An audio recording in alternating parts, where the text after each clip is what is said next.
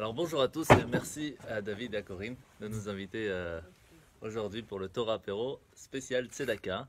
Et le cours est à la mémoire de Mon papa, Eli. votre papa Eli Ben Shimon. Shimon. Ezrat Hashem, que son âme soit en paix au Gan Eden et qu'il puisse profiter de ce cours et de la grandeur que vous êtes venus aujourd'hui pour pouvoir en profiter. Amen. Amen. Alors on va parler de la Tzedaka. Alors la Tzedaka, ce qui est bien avec David, c'est qu'il m'a fait toute une liste de questions. Il y a pas, on peut pas passer à côté. Alors on va regarder plusieurs choses. On va voir la Tzedaka, c'est quoi en règle générale. Qu'est-ce qui est appelé Tzedaka, qu'est-ce qui n'est pas appelé Tzedaka. On va voir aussi pourquoi il faudrait donner. Si c'est notre argent, on a travaillé pour, pourquoi il faudrait donner. On va voir aussi à qui donner, qui est prioritaire, qui devrait pouvoir recevoir, à quel moment on pourrait donner à telle personne et à d'autres, des fois non, pas tout de suite ou plus tard. Et aussi comment donner. Parce que comment donner, David m'a envoyé les 8 différences, comment on peut donner la Tzedaka. Ah, il a potassé Ah, il a géré l'histoire, ça rigole pas. Hein. T'as fait de On devoirs. arrive là. T'as fait des devoirs, hein?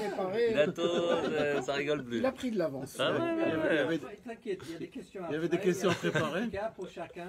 Ah. Qui donne 10 000. Mais dis-lui quoi? Ah, Quelle monnaie? on va voir, on va voir. On n'est pas exigeant. Alors on va d'abord voir une chose très importante, c'est que vous vous rappelez qu'à Rosh Hashanah on a parlé que tout ce qui est prévu pour une personne, c'est prévu le jour de Rosh Hashanah. Alors en règle générale de quoi on parle? On parle de sa santé, de sa façon financière, de est-ce qu'il y a une naissance, il n'y a pas une naissance, il y a une perte, il n'y a pas une perte, il va gagner plus, il va gagner moins. Ça c'est ce qu'on dit en règle générale. Mais il y a d'autres choses qui sont prévues aussi à Rosh Hashanah. C'est aussi combien de jours de galère on va avoir dans l'année. Que ce soit de galère morale, de galère physique, de galère est-ce qu'on n'aura pas de quoi payer ce jour-là, mais on attend juste demain, ça va aller. Tout est prévu à Rosh Hashanah. Mais il y a aussi d'autres choses qui sont prévues, comme est-ce que ce jour-là, madame va crier à la maison, elle ne va pas crier à la maison. Est-ce que tout est prévu, tout est fixé, et même si le matin on va se réveiller avec le sourire ou pas, c'est prévu aussi. Tout est prévu. Ce qui ne nous laisse pas beaucoup de libre arbitre quand on regarde. Et en fait, ça c'est une autre conférence, qu'est-ce que c'est le libre arbitre? Il est plus que petit, vraiment plus que petit. Mais on en a un quand même. Et la Tzedaka va nous donner une toute petite avance par rapport à ce détail. Qu'est-ce que la Tzedaka va nous permettre de changer dans tout ce qui est prévu le jour de Rosh Hashanah? Alors, il y a une phrase que le roi Salomon il nous dit, c'est Tzedaka tatzil mimavet. La Tzedaka permet de nous sauver de la mort. Quand on dit mavet, la mort, je ne sais pas si vous vous rappelez, mais à Pessah, pour ceux qui ont étudié un peu la Haggadah, le mot maror, donc les herbes amères qui nous rappellent les souffrances qu'ont eues le peuple juif, ça a la même valeur numérique que le mot mavet, la mort. Parce qu'une souffrance qu'une personne peut avoir, c'est aussi un peu la mort pendant ces quelques minutes, secondes ou même heures que la personne peut avoir, elle n'est pas bien. Et donc, quand on parle que la Tzedaka sauve de la mort, elle sauve en fait de toutes les galères qu'on pourrait avoir. Et donc la force de la Tzedaka, on va voir dans le détail un petit peu plus, c'est qu'on a la possibilité de remplacer les galères qui ont été choisies à Rosh Hashanah par la Tzedaka. Maintenant, il faut savoir qu'est-ce que c'est la Tzedaka pour savoir comment remplacer ces galères. Premièrement, il faut se poser la question... Éviter ces galères. Alors, il y a éviter, il y a remplacer. On va voir, je ne sais pas si tu sais quand tu... Oui, parce que quand on fait Rosh Hashanah Kippour, on dit, il y a une tfila très très importante, on dit Utshuva utfila utzedaka, ma'avirin et roa gzera. Ma'avirin, ça veut dire elle fait passer, elle met en pause entre guillemets, ou elle fait des fois remplacer le décret qui est choisi. Mais elle ne l'efface pas. Ce décret, il est déjà choisi, mais on va devoir le mettre autre part. Quelqu'un, si Chaz Shalom, il y a quelque chose de très grave, alors on fait la teshuva, on pleure pendant un moment, ce pleur remplace le décret qui était choisi. Ou la tzedaka, la perte qu'on a d'argent, entre guillemets, remplace la perte physique ou morale ou autre qui est. Donc on va voir un peu dans le détail. Alors pourquoi spécialement la tzedaka? La tzedaka dans la Gemara, quand on parle de l'argent, la tzedaka est appelée aussi damim, notre sang. Pourquoi? Parce qu'on met tout notre sang à gagner de l'argent. Et quand quelqu'un il a gagné 100 € à la sueur de son front, lorsqu'il faut donner encore de ce qu'on a gagné à quelqu'un qui n'a pas, lui, réussi à gagner cet argent, c'est pas spécialement facile.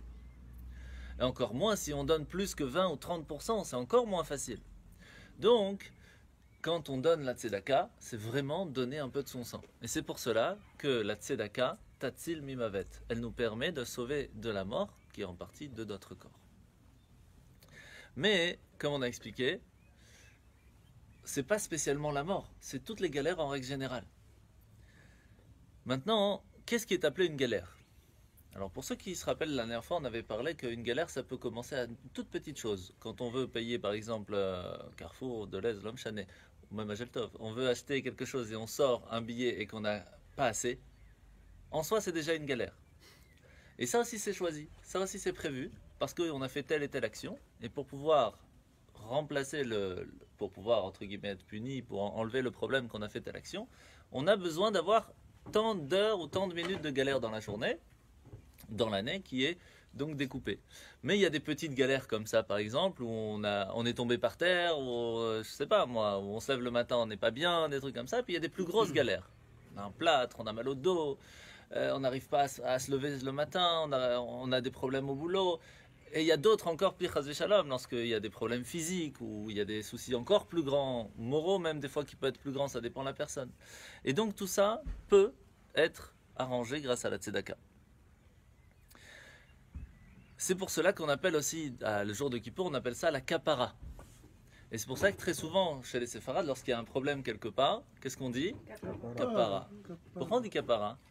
Parce que kapara, c'est qu'on dit, on vient d'enlever, par la galère qu'on a eue maintenant, quelque chose de bien pire qui aurait pu arriver. C'est pour ça qu'on dit, Baruch Hashem, kapara, que ce vase il est cassé, on est tranquille, le reste c'est fini, maintenant on peut y aller, on peut vivre tranquille. Mais c'est vraiment comme ça. C'est pour cela qu'on dit kapara, quand il y a quelque chose qui se casse ou qu'il y a un problème quelque part. Et pourquoi c'est tellement important de savoir ça? Parce que c'est Mazel Tov. on peut dire aussi Mazal Tov, parce que ça veut dire qu'à partir à partir de maintenant, le Mazal, le destin qui était prévu avant n'était pas top, maintenant il est Tov, maintenant il est bien pour la suite. C'est pour ça qu'il y en a qui disent Mazal Tov. Alors vous savez, il y a une histoire, c'est une blague, mais il y avait une fois quelqu'un qui fait un accident de voiture, Chas v'Shalom, ça arrive à personne, et vraiment c'est une catastrophe, et puis tellement c'est grave qu'il a perdu son bras, et puis il regarde son bras, il fait « Ah, ma Rolex !» Le problème, c'est qu'il y a des gens, mais c'est vraiment... Ouais, sûrement. Mais il y a des gens, mais... Surtout tunisien aussi qui a pris le taxi. Il avait l'accident aussi. Alors Donc, Ah oui, et mais il gars dit ah, qui stop, va, stop. Arrête, Bah, arrête, qu'est-ce que t'arrêtes? Bah, tu vois quoi, quelqu'un, arrête le compteur. L'chaim, l'chaim. Alors, pourquoi on ramène ça? Parce que, imaginez quelqu'un qui vient, un ange qui vient, qui vous dit, voilà, la vie normalement devrait être partie aujourd'hui. Tu as la possibilité de la racheter. Combien tu penses que ta vie vaut? C'est très difficile à dire. Parce qu'il y a des gens qui sont prêts à dire, donne-moi 100 000 euros, je te tue, prends 100 000 euros. Prends ma vie, il n'y a pas de problème, mais 100 000 euros, tu ne me prends pas. Il y a des gens comme ça. Ne croyez pas, il y a des gens qui, pour eux, l'argent, c'est plus important que tout. Il y a des gens plus sages, qui savent que l'argent, c'est qu'une chose qui vient, mais que la vie, c'est pas quelque chose qu'on peut reprendre. Quand elle est partie, shalom, c'est parti. Et donc, c'est très difficile de donner un certain chiffre sur la vie d'une personne, c'est même impossible, parce que chacun voit sa vie à un prix différent. Et automatiquement, il va mettre un prix différent à une autre personne. Maintenant, il faut savoir que quand on apprend la Torah, quand quelqu'un il dit par exemple, voilà, je donne au Beth Amikdash la vie de mon enfant, Bli Neder, si quelqu'un il dit comme ça, le Kohen va faire une sorte de prix sur combien vaut une estimation la vie de l'enfant. Il va devoir donner ce prix au Beth Amikdash. Alors comment ça fonctionne? Alors c'est pas spécialement évident parce que c'est pas la vie vraiment qu'on met. C'est surtout qu'est-ce qui peut amener aujourd'hui au monde cette personne. Hop là. Tout le monde est là, Baruch Hashem. Donc la Torah nous donne on peut estimer approximativement combien vaut une personne, mais par rapport à quoi en fait? À ce qu'il peut apporter au monde. Un enfant ne peut pas apporter au monde autant qu'un adulte. Et un adulte qui a certaines connaissances ne peut pas apporter autant qu'un professeur qui a fait énormément d'études. Et donc par rapport à ce qu'il peut apporter au monde, comme ça on va faire une estimation. Mais encore c'est très très large comme idée. Dans la Torah il y a une certaine façon de faire. Mais par contre, ce qui est important, c'est que vous savez bien que si un enfant par exemple, n'oubliez pas, Amen, Hazak Baruch. Donc imaginez bien qu'un enfant par exemple de, je sais pas, 9-10 ans, qui reçoit un petit peu d'argent de poche, arrive le jour de Kippour, par exemple, au même Shabbat, et il dit, je veux faire la Gelilat Torah.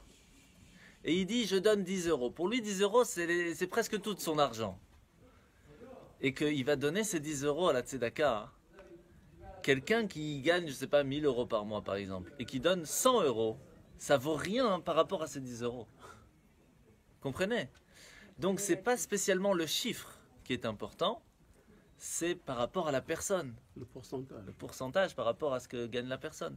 Ce qui fait que c'est la même chose par rapport à ce qu'on veut enlever. Imaginez quelqu'un qui est extrêmement riche et qui a une perte ou qui a un problème dans la famille, dans la vie, quelque chose, et qui veut enlever ce problème, ben ne va pas devoir payer ou aider une autre personne de la même façon que quelqu'un qui gagne 10 fois moins. Ça, c'est logique et c'est compréhensible. Maintenant, la question, bien sûr, ce qu'on va devoir se poser, c'est est-ce que quand on dit Tzedaka, Tatzil Memavet, est-ce que Tzedaka, c'est que de l'argent, comme la Gemara nous dit, Damim, c'est vraiment, ou il y a d'autres choses qui peuvent être la Tzedaka? Ça, c'est une des questions que David m'avait envoyées. Donc, on va parler du don de sang, on va parler du don d'organes, on va parler de plein de choses. Et bien sûr, dans la Tzedaka, il y a plusieurs niveaux. Il y a aussi une part de Tzedaka qui s'appelle Maaser, et là, c'est vraiment l'argent. Donc là, on va voir un petit peu tous les détails. Alors, premièrement, quand on apprend un petit peu, on se rend compte que la Torah nous dit que la tzedaka, c'est comme un prêt. Pourquoi un prêt? Parce qu'imaginez quelqu'un de très très riche qui vous appelle et qui vous dit, voilà, il y a mon fils qui est à Bruxelles maintenant. Et j'ai un souci. Hello. Ça va, tout va bien? Hachem? On est arrivé, bon Hachem. Installe-toi. Donc imaginez que quelqu'un d'extrêmement riche qui vous appelle, qui vous dit voilà, il y a mon fils qui est à Bruxelles, là je suis pas sur place, mais il a besoin de 100 euros maintenant, t'inquiète pas, quand je reviens je te donne. Est-ce que vous allez stresser à penser à ce que je vais lui donner ou pas? Donc imaginez, c'est une idée, quelqu'un que vous connaissez, qui a beaucoup d'argent, qui vous dit voilà, mon fils a besoin de 100 euros vraiment tout de suite, est-ce que vous allez lui donner ou pas? Oui, pourquoi? Parce que premièrement vous le connaissez, vous savez qu'il a de quoi vous rembourser et 10 000 fois plus, c'est pas un souci pour lui. Alors imaginez que Hachem il a des enfants, et que ces enfants, il leur a pas donné de quoi subvenir à leurs besoins. Pourquoi? Parce qu'il n'est pas sur place maintenant, entre guillemets. Ils vont recevoir ce qu'ils vont devoir recevoir, mais ce n'est pas prévu tout de suite. Pourquoi? On va en parler aussi. Mais il vous dit, sache que dans tant d'argent que vous avez gagné, il y a une partie que je voudrais que tu donnes à cette personne. Ne t'inquiète pas, ce que tu donnes, ça te reviendra toujours en retour. Comme ça la Torah nous dit. Dans la tzedaka, on ne peut jamais y perdre. Jamais. Parce que ce n'est qu'un prêt. Quand on donne à quelqu'un qui en a le besoin, ce n'est qu'un prêt envers Dieu et il nous le rend de toute façon. À ce moment-là, on réfléchit tout à fait différemment à quand on donne la tzedaka. Parce que ce n'est pas une perte. Ce n'est qu'un prêt. Alors à choisir, bonsoir. Alors à choisir entre que cet argent aille dans les galères, dans les médecins, dans les réparations de voitures, ou dans quelqu'un qu'on va pouvoir aider et en même temps ça va de toute façon revenir, qu'est-ce qui est le mieux? Même logiquement, c'est mieux parce que ça va revenir. Donc ça, c'est de toute façon. Maintenant, il faut savoir que quand on fait le Shema Israël, vous faites le Shema Israël tout le temps en général, 2 fois par jour au moins. Et vous dites, Ve'afta et Hashem Elokecha, j'aime Hashem, notre Dieu, Bechol Levavecha, de tout notre cœur. Ça veut dire pas seulement du Yetzer Tov, mais aussi le Yetzer Hara. Notre mauvais penchant doit aussi aimer Dieu, lui aussi doit faire des efforts pour aimer Dieu. Ya Bechol Nafshecha, de toute notre âme, vraiment donner, prêt à être, donner notre âme, notre vie pour Dieu. Alors si déjà on est prêt à donner notre vie, pourquoi est-ce qu'on doit rajouter Bechol Meodecha avec tout ton argent? Si on est prêt à donner notre vie, c'est sûr que l'argent va donner. On a expliqué tout à l'heure, il y a des gens qui sont prêts à donner leur vie mais pas leur argent. C'est pas si évident. Et la question elle est que, pourquoi est-ce que Hachem il nous dit tu dois aimer ton Dieu? Ok, il nous donne tout, c'est normal qu'on l'aime. Sauf que entre un homme et une femme, même des fois, on peut l'aimer, mais adkan, faut pas exagérer non plus. Par exemple, une femme qui dit à son mari, il faut que tu travailles 13-14 heures par jour parce que moi je veux une vie de rêve. Il y en a qui sont prêts, il y en a qui sont pas prêts. Et même celui qui sont prêts, quand il rentre à la maison, il dit, ça y est, moi j'ai fait mon dû, maintenant chacun son job. Je vais pas commencer à changer les couches et un truc, je peux pas tout faire. Atkan. Donc il y a l'amour, elle est limitée.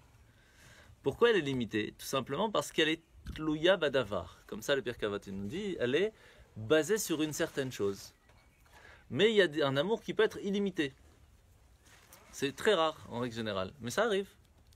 Et à ce moment-là, il n'y a pas de question qui se pose. Tout ce qu'on peut faire pour la personne, on fait. Alors, on ne parle pas de faire plus que ce qui est normal, entre guillemets, mais vraiment, on ne regarde pas si on peut, on fait. Et bien dans l'amour avec Dieu, c'est un peu la même chose. Vous savez qu'en tant que rabbin, c'est pas toujours évident quand il y a quelqu'un qui vous aime beaucoup, mais Atkan, tant que tu me dis pas de venir à la Sina, je t'aime bien. Quand tu me dis de venir à la Sina, je veux plus t'entendre. Ou quand tu me demandes 5 euros pour aider quelqu'un qui en a pas, ça c'est trop là, faut pas exagérer. Tu veux, je viens faire la prière, tout ça, enfin, pas de problème, mais donner 5 euros, non, faut pas exagérer. Je peux être là tous les Shabbats, tous les matins, sortir 5 euros de ma poche, c'est pas possible. La tzedaka, c'est vraiment pas quelque chose d'évident du tout. Pas du tout évident. Parce que l'argent, c'est quelque chose qui est le sang de la personne. Comme ça, la Gemara nous dit. Et c'est pour cela que donner la tzedaka, c'est vraiment une mitzvah, c'est un ordre qu'Hachem nous demande de faire. Alors, il y a plusieurs niveaux, bien sûr, de tzedaka. Des fois, on se dit, oui, c'est vrai, il y avait un problème dans la famille. Et j'ai fait la tzedaka tout comme il faut. Et pourtant, ça n'a rien aidé. Donc, le roi Salomon me dit que tzedaka tatzil mimavet, que la tzedaka peut sauver de la mort. Et quand on dit la mort, c'est des galères, des souffrances, de tout en règle générale. Mais alors pourquoi ça n'a pas marché? Alors on dit parce que Dieu ça marche pas. Ce que tu me dis dans la Gemara ça marche pas. Tu me dis que c'est quelque chose, ça fonctionne pas. Maintenant je vais vous dire différemment. Imaginez qu'il y a un chef cuisinier étoilé connu dans le monde entier, Bocuse, qui vient et qui vous donne la recette de son omelette. Et vous suivez bien la recette et pourtant ça donne pas la même chose. Alors qui est problématique ici? C'est Bocuse, c'est la recette ou c'est vous? C'est nous. C'est nous, c'est peut-être les œufs, c'est peut-être la poêle, c'est peut-être... Allez savoir ce qu'elle peut être. Mais c'est ni Bocuse ni la recette. Pourquoi? Parce qu'il est étoilé. Qu'est-ce qu'on peut dire sur lui? Alors imaginez qu'Hachem, lui-même, qui a créé le monde, il vous dit j'ai créé le monde avec une certaine règle. Que quand on fait la tzedaka, ça sauve de la mort. Et on donne, et pourtant ça marche pas. Alors qui est le problème ici? C'est Dieu? Oui. C'est la recette? Oui, ou c'est Dieu, nous? C'est Dieu. C'est pas Dieu. Moi, je dis comme C'est ça, nous. oui. Déjà, il faut savoir quelque chose de très important, c'est que si vous voyez un de vos enfants qui a faim, ça vous fait mal au cœur. Si vous voyez un autre enfant qui a faim, ça vous fait aussi mal au cœur. Imaginez que que votre enfant est invité quelque part, et que les parents là-bas, de cet enfant, du copain de votre enfant, il ne veut pas donner à manger à votre enfant. Il a faim, il vous appelle et tout, et il ne veut pas lui donner. Ça va être chaud, il va rentrer à la maison, c'est fini, c'est la dernière fois. Ben, c'est un petit peu la même chose lorsque il y a un des enfants de Dieu qui s'appelle créature du monde, tout en règle générale. Ça peut être un animal, ça peut être un minéral, ça peut être une personne, un juif, pas un juif, qui est un enfant de Dieu, qui a faim, et qu'il crie à Dieu, j'ai faim, et qu'Hachem il vous a donné pour pouvoir transmettre ça aussi à une personne qui n'en a pas.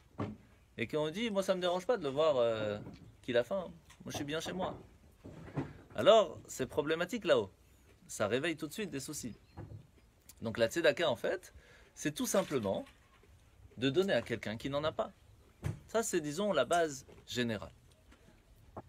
Il faut savoir aussi que des fois, des toutes petites choses, ça peut aider énormément.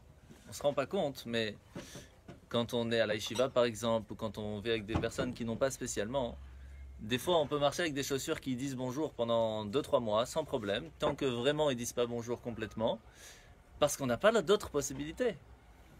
Il n'y a pas d'autre. Il n'y a pas la possibilité d'acheter des chaussures.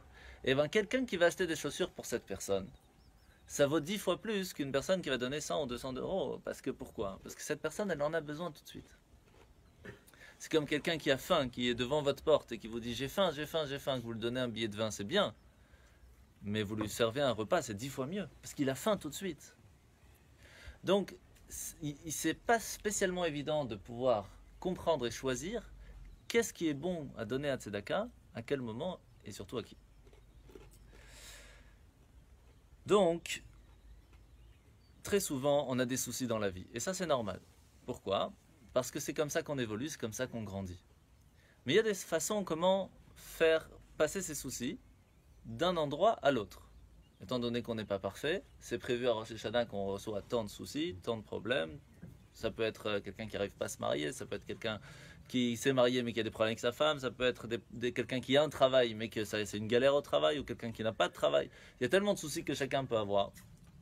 Alors on peut dire à Hachem, voilà, j'ai tel souci, je vais prendre ce souci, je vais le mettre autre part. Comment on le met autre part? Alors il y a plusieurs façons. Il y a des gens par exemple qui au boulot ça va pas. Alors qu'est-ce qu'ils font? On va se lever encore plus tôt le matin pour pouvoir faire une belle tfila. Donc je ne vais pas pouvoir beaucoup dormir. Ça va être très difficile pour moi. Mais comme je le fais pour Dieu, je prends la galère sur moi d'aller au minyan le matin par exemple. Mais ça me permet d'enlever la galère que je vais avoir au boulot. Et ça fonctionne. Quand on prend sur soi-même une autre galère, eh bien Hachem enlève de l'autre côté. Vous savez, il y a une histoire très connue de quelqu'un qui était assez riche, qui rarement avait des soucis chez lui. Un jour, ça a commencé à avoir des galères, mais pas possible, une après l'autre. Il est parti voir le rabbi, il lui a dit, Rabbi, je ne comprends pas, qu'est-ce qui se passe? Tout allait bien, maintenant ça va pas. Il dit, qu'est-ce que tu as changé chez toi? Il dit, rien de spécial, juste ma femme m'a demandé d'acheter des verres un peu classiques, parce que chaque fois qu'on sort des verres, on sort les verres en cristal du mariage, et on a toujours peur que ça se casse. Alors maintenant, on n'a plus ce stress. Il dit, ben voilà, avant tu avais un stress, maintenant tu l'as plus, donc il a fallu le mettre autre part. Enlève tes verres qui coûtent pas cher et remets tes verres en cristal. Tant que tu auras un stress quelque part, tout ira bien. Parce que de toute façon, des stress, tu vas en avoir. La question, c'est où? C'est tout, c'est pas plus compliqué que ça. Mais des stress, on va en avoir. Ça, c'est de toute façon. Donc, autant choisir. Alors, ce qui est bien avec Hachem, c'est qu'on a des stress et des galères qui peuvent être bien. Comme par exemple, la Tzedaka, on a expliqué que ça va de toute façon revenir cet argent. C'est qu'un prêt envers Hachem. Donc on peut avoir la galère de se lever pour aller au minyan, par exemple. C'est une galère. Et pourtant, en même temps, on fait bien. Et on gagne des points en y allant. On vient spécialement Shabbat, on vient à l'heure pour pouvoir profiter d'un petit café avec un petit C'est vrai motora. ce que tu dis, parce que c'est galère, mais quand tu y vas, tu pries et tu rentres chez toi, tu es content. Déjà, en plus, t'es content. Donc, Mais c'est même en déjà- plus que ça, là-haut, après, on te dit, Ouais, t'es venu ça, à la c'est Sina, vrai. tu gagnes tant de points. Ça, j'ai souvent, ça c'est vrai. Que c'est galère. Non. Au début. Au début, on se sent mais surtout bien, après. on se sent Après, on C'est se sent le bien. bien-être, Oui, c'est oui. le Bon, bien-être. bien sûr, bien sûr. Le bon Dieu, il paye cash. Ça, c'est sûr, ça, il paye C'est direct. pas avec des traites, 30, 60. Non, 90 ça, jours, c'est direct. Cash, cash money. Mais, Professionnel. donc en fin de compte, pour résumer, si toi tu t'occupes des problèmes des autres, Hachem s'occupera d'arranger tes problèmes. Mais très souvent, on ne veut pas s'occuper des problèmes des autres. C'est quoi le problème des autres? Je vais vous donner un exemple très simple. On est à la... Faire un rewind et- Ouais, non. On arrête le machin. Non. Ce qui arrive. Très Ah simple. oui, mais écoutez. Ouais, on va redire après. Un truc très classique. On est à la Sina, par exemple. D'accord? Tout le monde a prié, tout est bien. Et puis on dit, allez, ça y est, moi je vais rentrer à la maison. On se rend pas compte que derrière, il y a tout arrangé. Les sfarim, les talit, les tables, les chaises, le kidouche qu'il y en a partout. Tout ça, qui c'est qui ramasse en fin de compte? C'est Gérard et moi. Et encore, moi, depuis un moment, c'est plus Gérard que moi. Ça, s'occuper des problèmes que les autres peuvent avoir. Hello. Alors, Ça va, Yod? Pour résumer, si nous on s'occupe des affaires des autres, on fait attention à ce que l'autre se sente bien et qu'il ait moins de soucis sur la tête, automatiquement Hachem va dire tu t'es occupé des problèmes des autres, je vais m'occuper de tes problèmes. Mais si par contre on laisse que l'autre peut avoir des problèmes et ça ne nous dérange pas, bah Hachem me dit bah ça ne me dérange pas que tu as des soucis. C'est pas plus compliqué que ça. Et quand on dit soucis, problèmes, galères, c'est tout en règle générale, on ne se rend pas compte. Mais il y a tellement de petites choses qui peuvent aider les autres à vivre plus facilement. Tellement de choses, vous vous rendez pas compte. C'est inimaginable. Alors il y a des gens qui, Blainara, sont bien lotis, il y a des gens qui sont moins lotis, il y a des gens qui n'ont pas de quoi manger, il y a des gens que vraiment on doit faire attention à ce qu'ils ont du poulet tous les Shabbats. Au moins que le Shabbat ils aient de quoi faire une bracha sur la viande. Ne croyez pas, mais il y a beaucoup. Beaucoup. Et tout ça, c'est d'accord. C'est pas juste. Et tout ça, ça rentre dans la tzedaka. Après, tout ce qui est aide.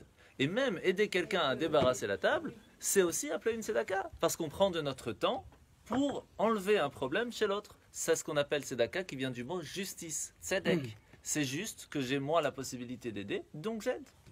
Imaginez quelqu'un qui est à la yeshiva, à la synagogue, il est en train de lire un livre. Même il est en train d'étudier la Torah. Et puis il y a une dame qui est là spécialement, elle est venue, ou même un monsieur qui vient et qui est en train de passer le balai parce que c'est bientôt Shabbat, et les gens vont arriver, et lui il continue, moi je suis bien dans mon livre. C'est sympa. Tu veux pas, demande. Peut-être tu as un coup de main, en 2 secondes on fait ça plus rapidement, comme ça toi aussi tu pourras étudier. Ces petites choses-là permettent d'aider énormément. Et ça, c'est la tzedaka. Tzedaka, c'est pas spécialement une aide financière, Oui, c'est vrai. une C'est aide vrai.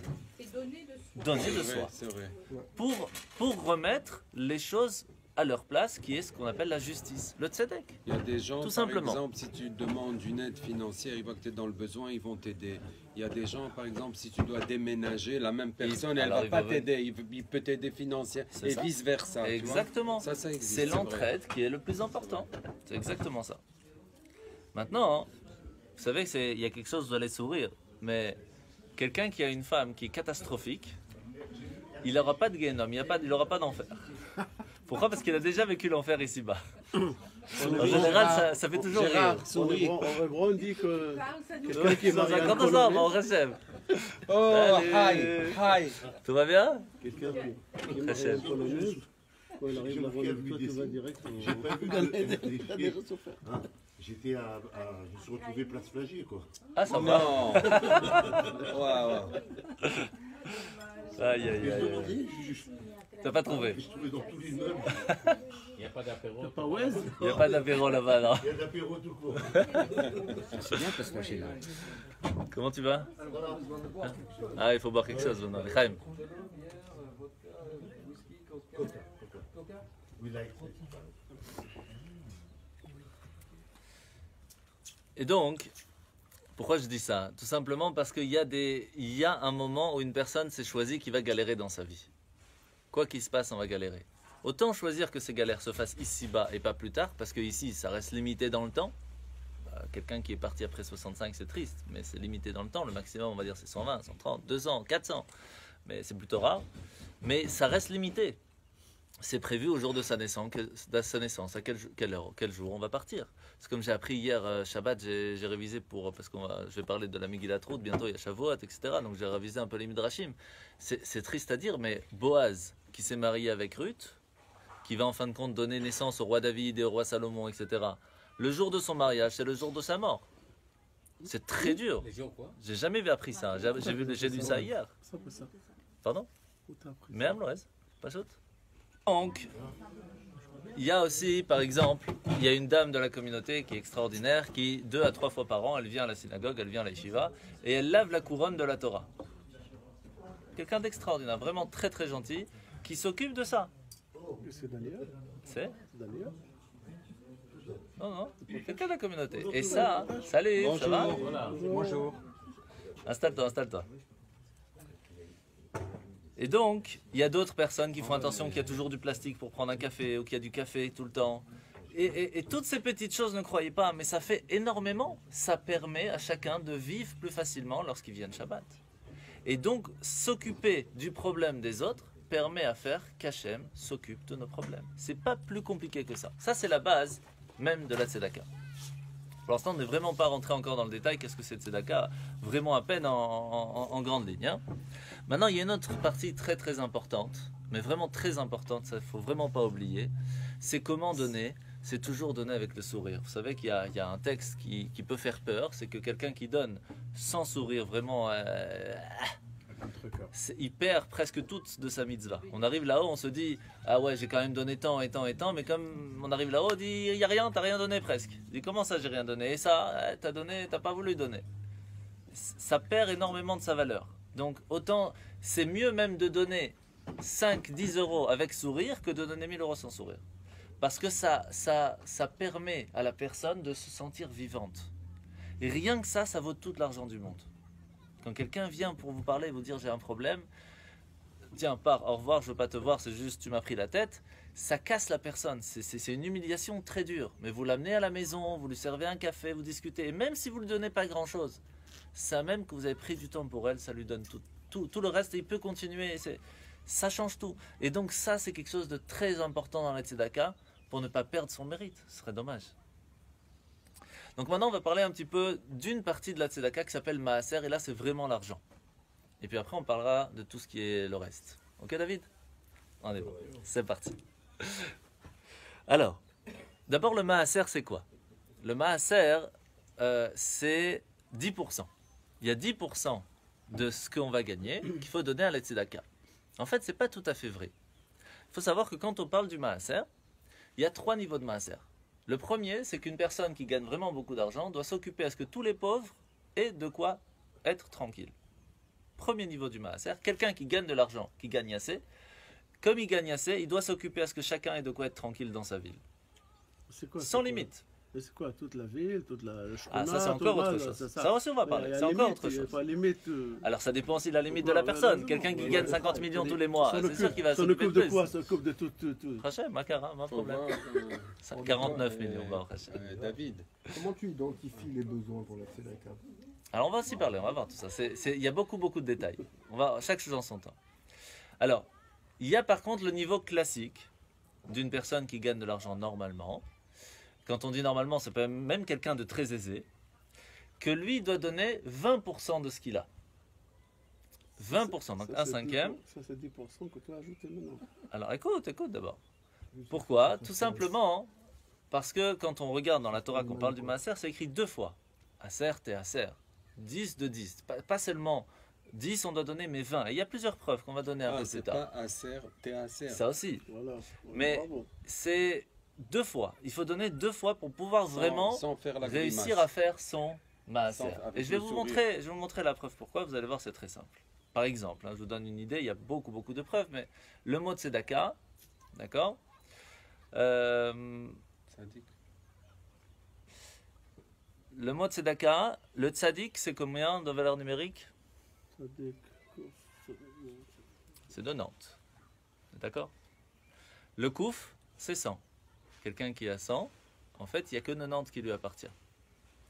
Dans le he, qui est 5, il n'a que dalet. Il n'y a que 4 qui lui appartient. Quand on enlève les 10%, il ne lui reste que 10. Il ne lui reste que 90%. 90% ne lui appartient. Le reste, c'est pas à lui. Ça, c'est la tzedaka. C'est la force du maaser. Et pourquoi c'est 2 fois? Parce qu'il y a le kouf qui devient le tzadik, il y a 100 qui devient 90, et il y a le 5 qui devient 4. Donc il y a les deux. On a besoin de ces deux pour vraiment pour pouvoir dire on a fait le maaser. Ça, c'est le maaser normal. Après, il y a le maaser pour quelqu'un que ce n'est pas spécialement évident pour lui. Alors on donne 10%. Et c'est ce qui est en règle générale la coutume que tout le monde fait aujourd'hui. On donne 10% de ce qu'on a. Alors bien sûr, il y a une grande question qui se pose après, c'est qu'est-ce que ça veut dire de ce qu'on a? Ça, on va voir un peu plus tard. Pour l'instant, on va essayer de voir d'abord c'est quoi un peu la force du maaser. Alors David a dit tout à l'heure, aser te aser. Si on donne 10%, THR, ça veut dire on va devenir riche. Comment on sait que quand on va donner 10% de ce qu'on va donner, alors Hachem nous promet la richesse? C'est vraiment comme ça. Et ça, c'est quelque chose, vous savez, qu'on n'a pas le droit de tester Dieu. Sauf une chose, on a le droit de dire à Dieu, j'ai donné 10% de ma richesse, tu es obligé de me donner la richesse. On a le droit de dire cette phrase. Après, il faut le faire, hein. Mais on a le droit de le dire, on a le droit de tester Dieu. Comment ça fonctionne? C'est très simple, vous allez voir. Le mot théaser, le tav, c'est 400. 400, si on enlève 10%, ça fait combien? 360. 40. Non, si on enlève les 10%, 10% de 400, c'est 40. 40. 40, la valeur numérique, c'est quelle lettre? Le même. Le shin, c'est combien? Le haïn d'abord, c'est 70. Donc on enlève 10%, c'est 7. 7, c'est le zaïn. D'accord? Même zaïn pour l'instant. Après, c'est le shin, c'est 300. On enlève 10%, c'est 30, c'est le lamed. Et le resh, c'est 200. On enlève 10%, ça fait 20, c'est le chaf. Mazalcha. Ton destin de richesse ne peut venir que si tu as donné tes 10%. C'est pas plus compliqué que ça. Et étant donné que le mazal d'une personne est fixé au moment, ça c'est encore une autre conférence, le moment de sa conception, de sa naissance, de son prénom, etc. Imaginez que la personne s'est pas choisi qu'elle soit riche. Si elle donne 10% de ce qu'elle a, elle change son mazal et devient riche. C'est extraordinaire la force que ça a de faire le maaser. C'est pour cela que faire le maaser, c'est quelque chose qu'on peut tester Dieu et lui dire, j'ai fait mon maaser, tu dois me rendre riche. Mais riche en argent. Alors, que veut dire riche? C'est encore une autre question. Mais normalement, ici, on parle vraiment d'argent. Puisqu'on a donné de l'argent, le maaser, c'est vraiment l'argent. Donc, ça doit être un retour d'argent. Donc, on parle vraiment d'argent. Quand on parle de la tzedaka, il y a plusieurs choses. Il y a par exemple, quand la Hachem nous demande de donner la tzedaka, c'est venatenu. On doit donner. La force de venatenu, c'est qu'il se lit des deux côtés, comme le mot David. Hein, David, ça se lit d'un côté et de l'autre côté. Parce que venatenu, quand on donne la tzedaka, d'un côté c'est donné, de l'autre côté Hachem il nous rend. Ça se lit des deux côtés.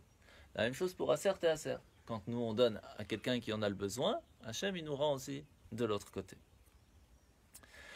Quand on parle de la tzedaka en règle générale dans la Gemara, au temps de la Gemara, comment s'appelait l'argent à ce moment-là? C'était du zouz. Les zouz. 200 zouz, 300 zouz, 400 zouz. Les zouz, exactement. Pourquoi zouz? Parce que ça vient du mot zaz.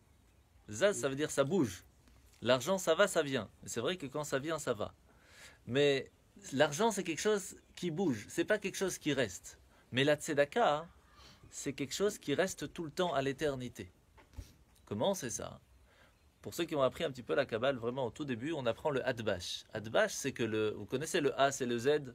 Quand on est enfant, on essaye de faire des codes. Le A, c'est le Z, le B, c'est le Y. On met un en face de l'autre.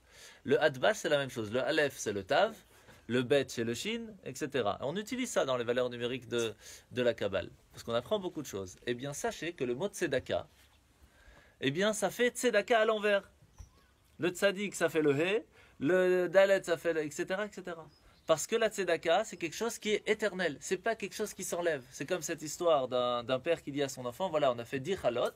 Il y a une dame qui vient et dit, voilà, je suis veuve, j'ai besoin de pain pour la maison, on n'a rien à la maison. Et il lui donne 3 halot. Il dit à son fils, combien on a de halot maintenant? Il dit 7. Tu sais pas compter ou quoi? Combien de halot? 1, 2, 3, 4, 5, 6, 7. Non, pas 7. On a 3. Est-ce que les 7, on va les manger? Mais ces 3-là, ils nous resteront pour l'éternité. Comprenez? C'est comme l'histoire d'Abranabel. Je ne sais pas si vous avez entendu de ce grand commentateur de la Torah, Abranabel. On en parle un petit peu. Abrabanel, pardon. Don Yitzhak Abrabanel. Exactement, fait.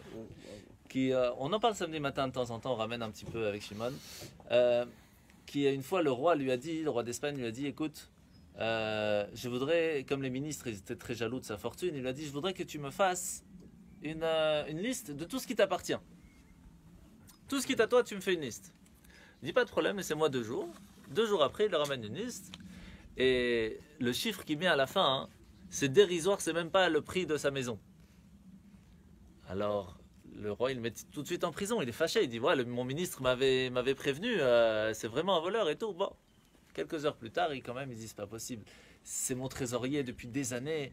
Je lui ai toujours fait confiance, il y a quelque chose derrière, c'est pas possible. C'est quelqu'un d'intelligent, je comprends pas ce qu'il a pu me faire ici. Donc il le rappelle. Il dit, explique-moi, comment ça se fait que tu m'as mis un chiffre si dérisoire par rapport à la fortune que tu as? Il dit, je vais vous montrer quelque chose. Vous m'avez demandé qu'est-ce qui m'appartient. Vous avez vu que vous m'avez mis en prison, vous avez pris toute ma fortune. Est-ce que je peux dire que ma fortune m'appartient? Vous avez vu qu'en 1 seconde, vous m'avez tout enlevé. Ce qui m'appartient, c'est ce que j'ai dans ce carnet. Je vais vous montrer ce qui est écrit dans ce carnet. J'ai donné 100 euros à telle personne. J'ai donné 5 euros à telle personne. Ça, c'est ce qui m'appartient. Et c'est ça que je vous ai fait comme liste. Il n'y a que ça qui nous appartient en fin de compte. Ça nous restera pour l'éternité. Alors, la somme aurait dû être grande alors. Oui, elle est grande, mais ça veut dire par rapport à sa fortune qu'il avait, il avait vraiment des choses... Ok.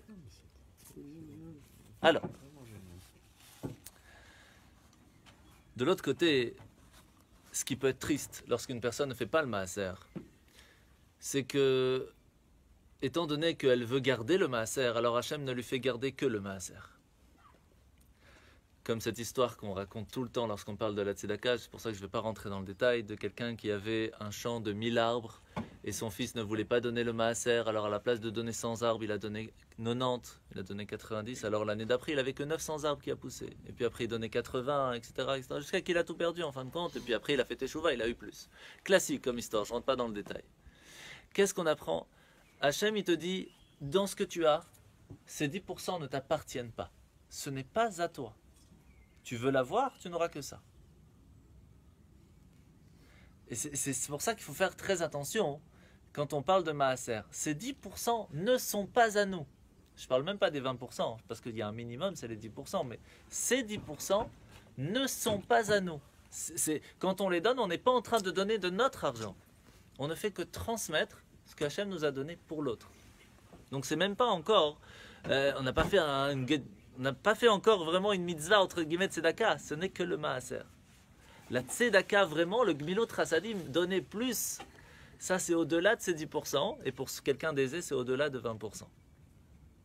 Mais Mordechai, comme on a vu que donner de tzedaka, c'est pas juste donner de l'argent. Là on parle de maaser. Hein. Ah, ça c'est donc. Maaser c'est que l'argent. D'accord. Après dans le tzedaka, il y a d'autres choses. À la limite, quelqu'un qui ne donne pas le maaser, c'est du gazelle, quoi. Ah bah oui, il prend l'argent d'un pauvre. Ça oui, c'est sûr. Le maaser, ce n'est pas à nous. Donc quand les actions de tzedaka, comme aider quelqu'un physiquement ou quoi, Ça n'a rien à voir avec le maaser. ça remplace pas le- Ah non, ça n'a rien à voir. Ouais. La seule chose qui pourrait des fois remplacer le maaser, c'est lorsque quelqu'un qui n'a pas beaucoup d'argent, lui doit, il te doit de l'argent par exemple, et tu dis j'annule ta dette, et c'est comme si je lui ai donné cet argent entre guillemets, donc là oui, parce qu'on parle d'argent. Mais il n'y a aucune action qui peut remplacer cet argent que tu as gagné. Et c'est pour cela qu'on va apprendre après dans qu'est-ce qui est le maaser vraiment, c'est que sur l'argent gagné. Sur la plus-value par exemple, mais pas sur la prix d'une vente que tu as déjà payé. Par exemple, tu achètes quelque chose à 20 euros, tu le revends 30 euros, tu ne donnes pas le maaser sur 30. Tu as gagné 10 euros, donc tu donnes le maaser sur 10. Sur le bénéfice, exactement. Donc il faut faire attention à ça aussi, Sur le salaire. sur ce qu'on a gagné, Sur le bénéfice. sur le bénéfice. Oui. Donc on va apprendre par exemple quelqu'un qui a une société, qui a tant de sorties d'argent, tant d'entrées d'argent, par rapport aux sorties et à la rentrée, il n'y a pas de maaser dessus. Il va payer le maaser sur ce qu'il a gagné, sur le gain. Donc tout ce qui est sorti d'assurance, sortie d'impôt. Non, vraiment. On va voir tout ça dans le détail, on ne va pas rentrer maintenant parce que ce n'est pas vraiment le moment. Et sachez qu'il y a une histoire très classique de ce taxi qui va voir le Rav, que le Rav lui dit écoute, arrête de travailler Shabbat et je suis prêt à te payer ce que tu gagnes Shabbat en règle générale. Je suis prêt à prendre sur moi, je te le paye. Tu viens à la fin du Shabbat, je te paye combien c'est en règle générale. Alors le monsieur lui dit ok, on va faire comme ça, mais je vais venir à la fin du mois. À la fin du mois, 2 mois, 3 mois, il venait prendre l'argent. Au bout d'un moment, à la fin de l'année, il fait son décompte. Et il s'est rendu compte qu'à la différence de combien il a payé en médecin, réparation de voiture, entretien, etc., et par rapport à ce qu'il a gagné par rapport aux années précédentes, en fin de compte, il a la même chose, sans avoir travaillé. C'est pas chaval de devoir travailler et en fin de compte gagner la même chose? Dommage. C'est pas chose, c'est dommage. C'est un jour gagné. Hachem te dit, t'as un jour de vacances, c'est moi qui gère ce jour-là. Tu veux travailler, va, mais tu vas perdre, c'est chaval. T'as un jour de vacances. Chaval, dommage. Parce que de toute façon, l'argent qui est gagné Shabbat va repartir quelque part d'autre. Docteur, galère, machillé. Le maaser, c'est la même chose. Cet argent ne nous appartient pas. Touchons du bois. Hein. Non, il ne faut pas toucher du bois. La même phase de C'est la croix du Christ. Ouais, bah oui. Shalom. Alors.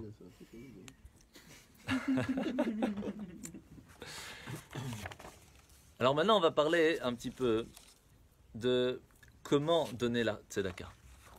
David m'a ramené qu'il y avait les 8 façons comment on donne la tzedaka. C'est ce qu'on va essayer de parler. Il y a 8 façons de base. Comment on donne la tzedaka. Qu'est-ce qui est la plus importante? Qu'est-ce qui est le mieux à faire? Qu'est-ce qui est le moins bon à faire? Et là, vous allez voir où vous en êtes pour savoir un petit peu qu'est-ce qu'on peut améliorer. Alors déjà, quand on dit charité, en fait, vous savez que ça vient du mot latin caritas, qui veut dire tendresse. La charité, la tzedaka, doit être donnée avec tendresse, mais pas la tzedaka juive. La tzedaka juive ne doit pas spécialement être donnée avec tendresse. Ça veut dire, c'est pas parce qu'on a la miséricorde envers une personne qu'on doit donner, mais parce que Hachem nous a demandé. Ce qui est 2 choses tout à fait différentes. Des fois, on peut donner parce qu'on a de la peine, la personne n'a pas. Mais on doit aussi donner parce que Dieu nous a demandé. Parce que c'est notre frère, c'est le Fils de Dieu, on doit lui donner.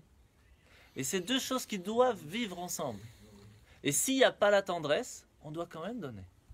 Parce que Tu as c'est... dit qu'il faut aussi donner avec le sourire. Oui, avec le Oui, sourire. c'est pour ça que je dis ça doit vivre ensemble. Les deux communions. Les 2 doivent toujours être ensemble. Mais donner que parce qu'on a la miséricorde, ça manque dans la force de la mitzvah parce qu'on ne l'a pas fait parce que Dieu nous a demandé. Il y a un certain manque. De la même façon, quelqu'un qui a donné vraiment parce qu'il se sent obligé de donner, mais en fin de compte, il n'a pas donné avec le sourire, il y a un certain manque. Et donc les deux doivent tout le temps vivre ensemble. C'est très très très important. Qui doit vraiment donner la tzedaka? Est-ce que quelqu'un qui ne gagne pas assez doit aussi donner la tzedaka, doit donner aussi le maaser? Bien sûr, tout le monde doit donner le maaser. Tout le monde doit donner 10% de ce qu'il a reçu.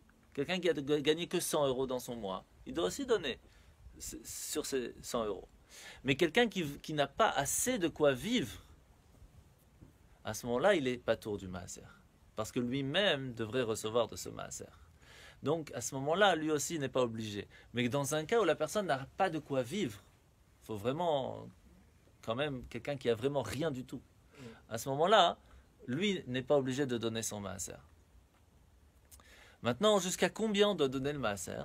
Alors, on a dit 10% c'est le minimum, 20% c'est le mieux pour quelqu'un qui est assez aisé, qui peut se permettre. Mais en général, on ne va pas plus loin que 20 ou 25%. Parce qu'après, ça ne donne pas la possibilité à la personne de vivre. Donc celui qui va donner plus que 20%, il y a deux façons de voir.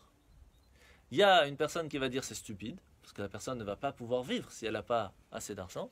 Il y a une autre façon de voir, c'est quelqu'un qui a un grand cœur. Et là, c'est ce qu'on appelle la gmilot trasadim. Parce que la tzedaka, c'est la justice. Justice, ça veut dire qu'il y a une partie qui m'appartient, une partie qui est pour le pauvre. Mais il y a au-delà de la justice quelqu'un qui veut faire mieux que ce qui est prévu. C'est ce qu'on appelle la gmilot trasadim, avoir une bonté envers l'autre. Et là, c'est plus fort encore. Parce que lorsque Hachem il voit que tu donnes plus que ce qui est prévu, alors il va te donner à toi plus aussi que ce qui est prévu. Et ça, c'est plus fort encore. Et juste une chose, mon grand-père m'a toujours appris, quand tu sors un billet pour donner, tu ne regardes pas c'est quoi comme billet, tu donnes. Donc évitez de vous balader avec des billets de 500.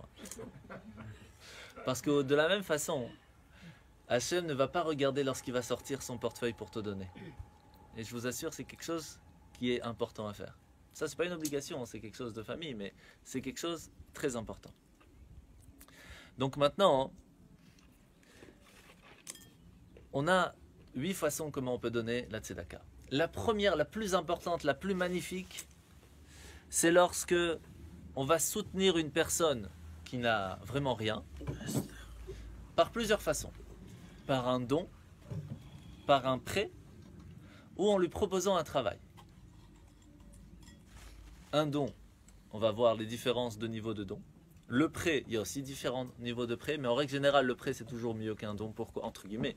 Pourquoi? Parce que ça lui permet de se sentir, j'ai la possibilité d'emprunter et de faire quelque chose avec, donc c'est pas comme si j'ai demandé la charité. Après, bien sûr, la personne qui est intelligente va lui donner ce prêt. Ça, mais la personne qui va recevoir cet argent va le prendre en tant que je suis quelqu'un, j'ai emprunté. C'est pas la même chose que quelqu'un qui a reçu un don. Et le mieux du mieux du mieux, ça motive beaucoup plus, bien sûr, parce qu'on sait qu'il faut encore faire quelque chose derrière, sinon on ne peut pas rembourser. Mais le mieux du mieux, c'est proposer un travail. Arranger à ce que les personnes aient un travail, parce que là, on lui donne une vie. Mais ça, c'est tzedaka ou pas? C'est plus que tzedaka, c'est la plus belle tzedaka qui peut arriver. Si tu lui donnes un travail, style, tu lui donnes un boulot dans ta société. C'est encore mieux. C'est pas tzedaka. Ah si, c'est la plus... Oui, mais tu lui donnes la possibilité de gagner de l'argent en ayant une certaine dignité. Exactement. Oui, mais c'est pas dans les 10%, Non, ça c'est bon, on parle pas de 10%. Non, on parle dans la tzedaka. Dans la tzedaka, hein. Donc ça, c'est la plus belle tzedaka qui peut exister, c'est donner la possibilité à quelqu'un de gagner de l'argent dans la dignité. Ça, c'est vraiment la plus belle chose à faire, si c'est possible. Après, il y a un deuxième niveau, dans le don. C'est un don qui est absolument anonyme, des deux côtés. Moi, je ne sais pas à qui j'ai donné, et la personne ne sait pas de qui elle vient. Ce qui fait que la personne, elle a un intermédiaire, bien sûr qu'en général c'est un rabbin ou quelqu'un qui s'occupe de transférer cet argent à ceux qui en ont besoin, mais elle se sent bien envers les gens qu'elle va voir parce qu'elle sait que personne ne sait qu'elle a reçu de l'argent. Troisième niveau, c'est quand moi je sais à qui j'ai donné, mais lui il ne sait pas que c'est moi qui ai donné. Ça aussi c'est très joli, parce que nous on va faire bien sûr attention que la personne ne le sache pas pour qu'elle se sente bien, et elle pense, ok tout va bien, je ne dois pas me sentir mal envers l'autre. Il y a une autre, le quatrième niveau, c'est quand la personne, elle sait qui lui a donné, mais elle sait que l'autre ne sait pas que c'est elle qui a reçu. C'est déjà un peu moins bien parce que la personne peut se sentir un petit peu malaisée devant la personne, mais elle sait quand même que l'autre ne sait pas.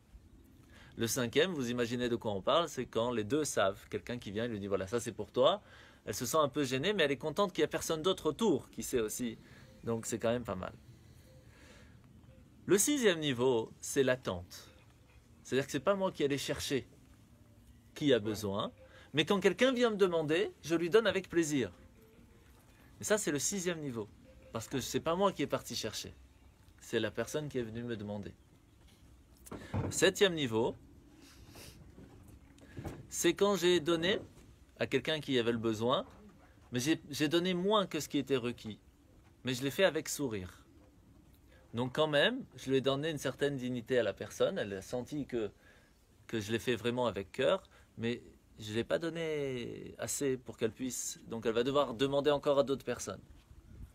Et le huitième niveau, c'est quand j'ai donné à contre-cœur. Quand j'ai donné à contre-cœur, c'est très problématique parce qu'il y a une grosse partie de la mitzvah qui n'est pas comptée en fin de compte. Donc c'est assez dommage. Et encore le neuvième, on donne rien. Ça, c'est plus de la tzedaka. C'est déjà plus de la tzedaka. Quand on n'a pas donné, on n'a pas donné. Hein. Le mieux, c'est de donner 20% anonymement avec le sourire. Voilà, exactement. Il a tout compris. Razak. Il y en a qui ont donné 90%. Warren Buffett, il a donné 90%. Il a promis de donner 90%. Ouais. Quoi? Lui, il dit 20% gratuitement. Direct. Autour de la table, d'accord. Il y a un pitgam hein, qui dit Chabed et fournisecha, les manigdelu beneficecha. Ah, il a fait. Il a fait. Il a fait. Ce qui est assourd, c'est de prêter avec intérêt. Alors ça c'est très grave. Par contre, prêter avec intérêt c'est très très problématique. Ça c'est vraiment quelque chose à ne pas faire entre nous en tout cas. Hein.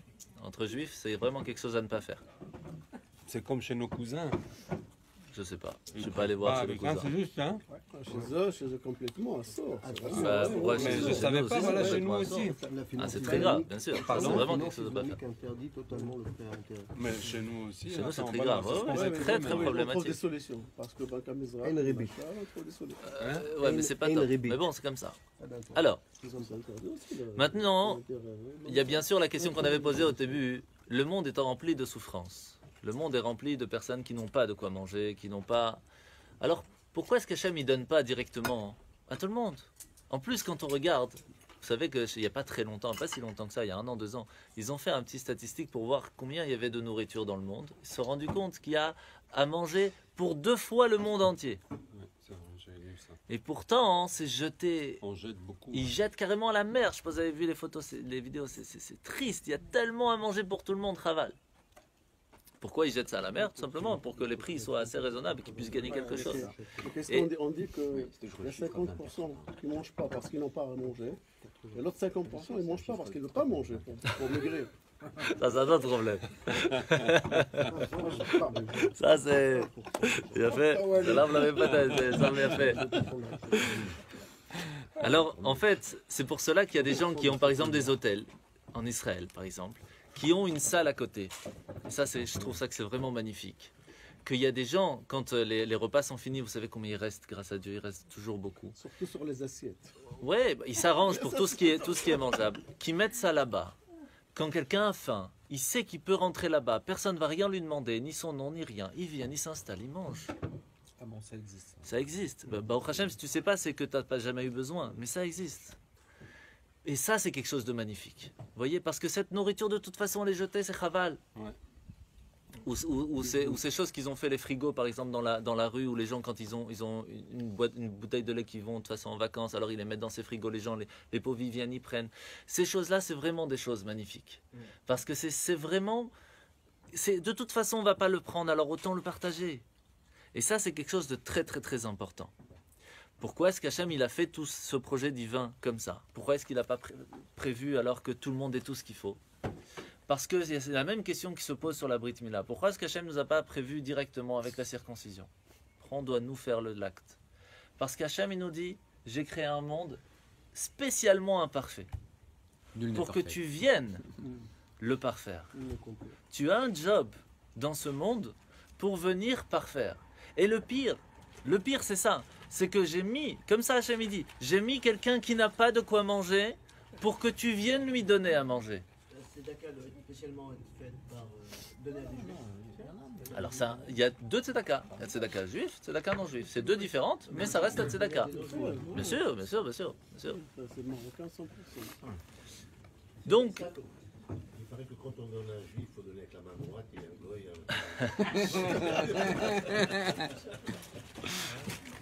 je vais pas aller jusque-là. Non, ça, je pas entendu. C'est vrai ou c'est une blague? Ouais. Il y en a qui disent comme ça. Mais non, il faut donner toujours avec le sourire de toute façon. Il faut donner à tout le monde, c'est sûr. Mais on va voir qu'il y a des priorités. On va voir c'est qui les priorités. Ah oui, la tzedaka, c'est envers les juifs. Ah, on va voir, on va voir.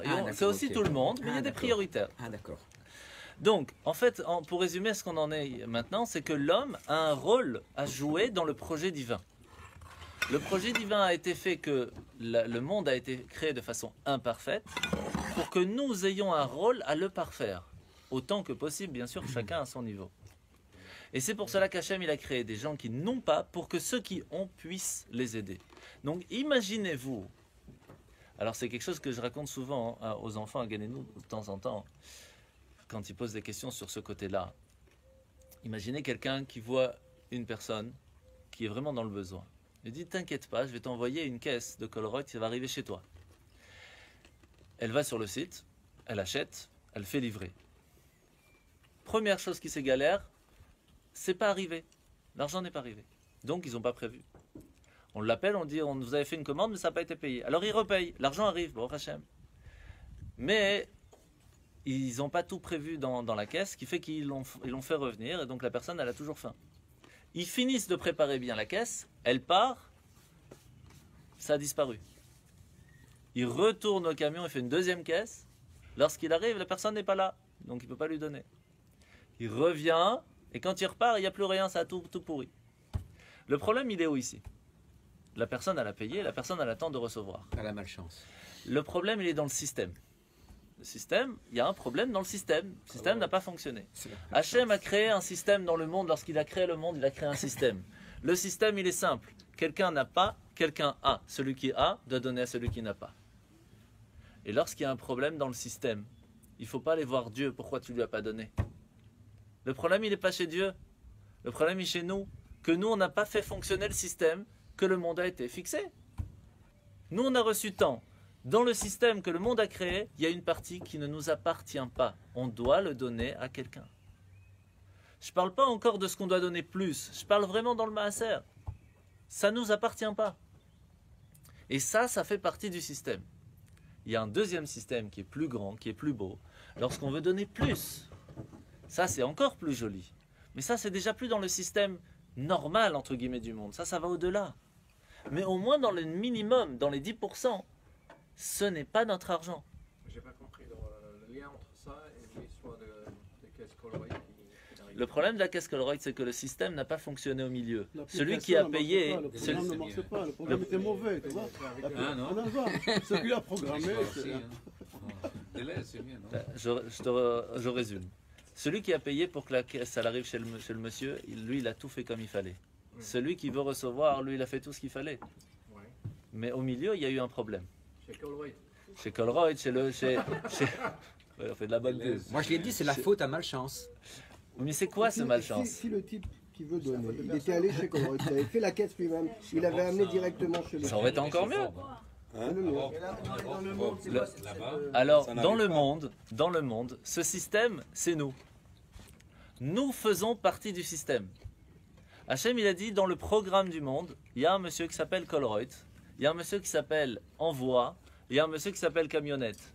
Il y a une personne qui n'a pas spécialement, qui a beaucoup d'argent. Donc, c'est quoi son job? C'est d'être Colruyt, celui qui va payer ou celui qui va préparer la caisse. Il y a une autre personne qui n'a pas spécialement beaucoup, mais ce qui peut aider, c'est d'amener chez la personne. Mais il a dit, j'ai pas envie d'amener. Je vais pas faire cette tzedaka d'amener. Il y a une autre qui n'a pas spécialement la possibilité d'amener, mais il peut aider à apporter. Il dit, j'ai pas envie d'aider à apporter. Donc, ce système, il est existant parce qu'Hachem, il a donné à chacun d'entre nous un potentiel et quelque chose qui fait fonctionner ce système pour que celui qui n'a pas aura de quoi manger. Comment? Il a prévu une personne qui va lui donner de l'argent, une personne qui va lui donner à manger, une personne qui va lui payer son loyer. Il a tout prévu. Comment ça se fait qu'il n'a toujours pas à manger? C'est qu'il y a un problème dans le système.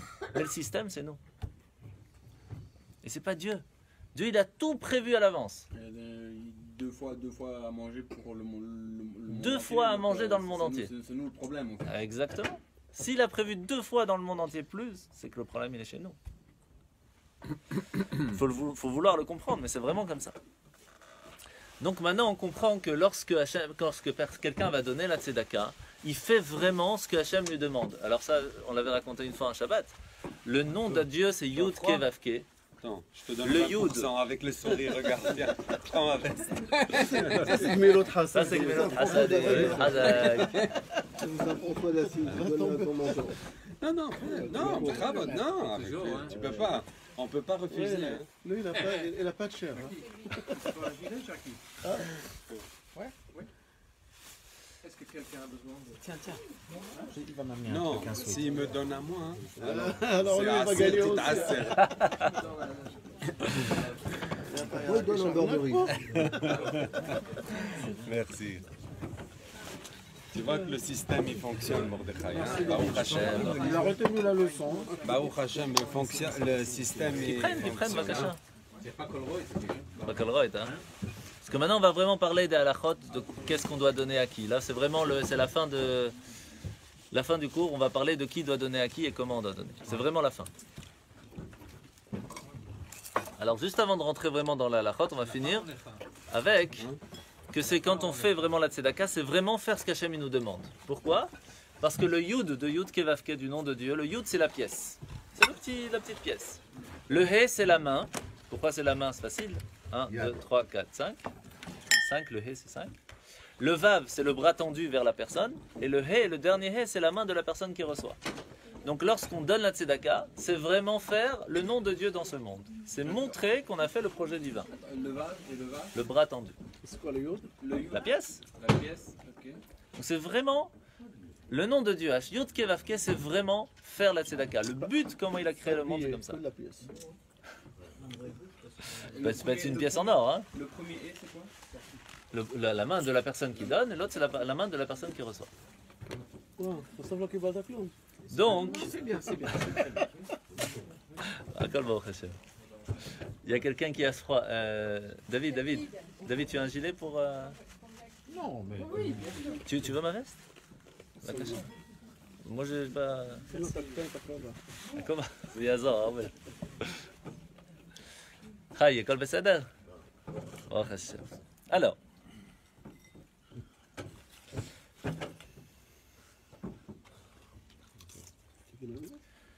tout à l'heure, vous avez posé la question, qu'est-ce qui est appelé riche? Eh ben, je vais vous dire, celui qui donne beaucoup, c'est qu'il n'a pas peur de manquer. Celui qui donne pas beaucoup, c'est qu'il a peur de manquer. Le riche, c'est celui qui n'a pas peur de manquer. Donc celui qui va donner beaucoup de tzedaka, ça montre qu'il est riche. Celui qui a peur de donner parce qu'il dit « Ah, j'ai pas assez », c'est qu'il n'est pas riche. Il peut avoir des milliards, mais il n'est pas riche. Donc celui qui est riche, c'est celui qui n'a pas peur de donner. Celui qui va donner la tzedaka comme un riche, Hachem va le rendre riche. Il aura la possibilité de donner sans avoir peur de manquer. Quoi de mieux que ça? Ça, c'est être riche. T'as compris? Riche ou pas?